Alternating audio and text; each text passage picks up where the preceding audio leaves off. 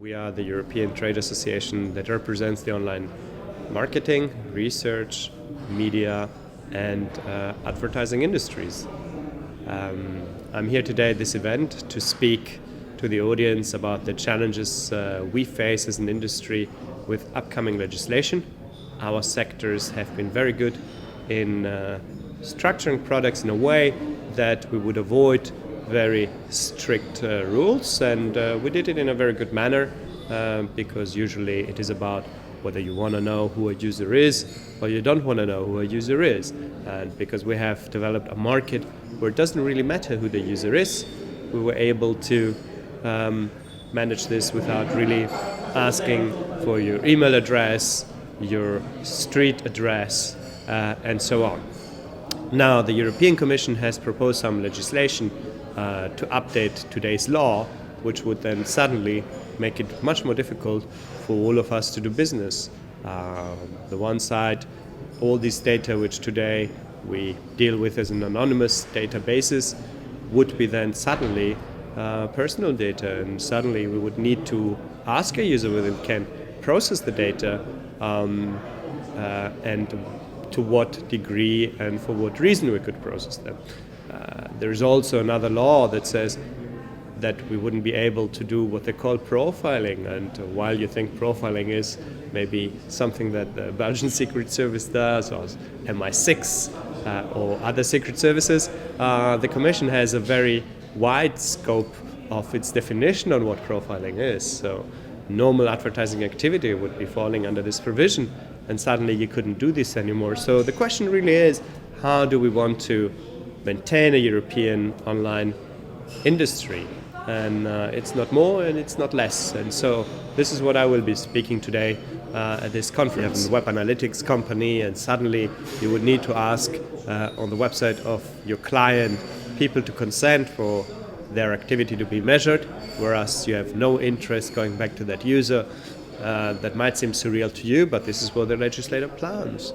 If you do online advertising in the affiliate marketing business, suddenly you would not be able to do it if it falls under the profiling provision, and there is no Belgian law that allows you to do that. So there are these restrictions which we don't know exactly how they will be impacting business in terms of quantitative money, but as our industry, as we revealed last week with the ADEX figures for last year, has grown to a very significant number, way above 20 billion euro, we know that it should be probably impacting more than half the market, right? So if you can't do all those things, what will you be doing? You'll be doing silly, stupid advertising, which we have had in Web 1.0. And the question is, does the regulator really want this? Did they think about it? Did they speak to you? But also the question to you as an entrepreneur is, have you been engaged? Did you look up what is happening? Did you speak to your member of the European Parliament? Did you speak to your government? Have you been engaged in IAB Belgium? I think these are all questions that the sector needs to become a bit more mature and getting more involved, because if we wait for somebody else to solve the issues, you might get a solution you don't like, and we have seen this in the past. Well, I think 2012 has been a great year for our industry. We have grown now to 24.3 billion, to be precise, for advertising expenditure, as we will see in our ADEX study, which will be coming out soon. The interesting, I think, about this is that for first time ever, we have really overtaken the print media ad spend, and we are just second to TV. So we have seen that in the last 6 years, for example, we have doubled the advertising expenditure for online, and 1 in 4 euros goes into online that are spent. This is really good, and there's a bright future. So we know that some countries are in a crisis, some countries are challenged, where we have not seen such a significant growth as we have seen in previous year. But as the economic situation hopefully stabilizes, we expect, of course, advertising expenditure to also grow again in those countries, and digital disproportionately more than the traditional media. Together, we're very happy that we actually reached double-digit growth this year. So 11.5% has been really the growth rate, which, as I explained, is less than it would be if the crisis wouldn't hit some markets as hard as it did. So we're very, very happy about that.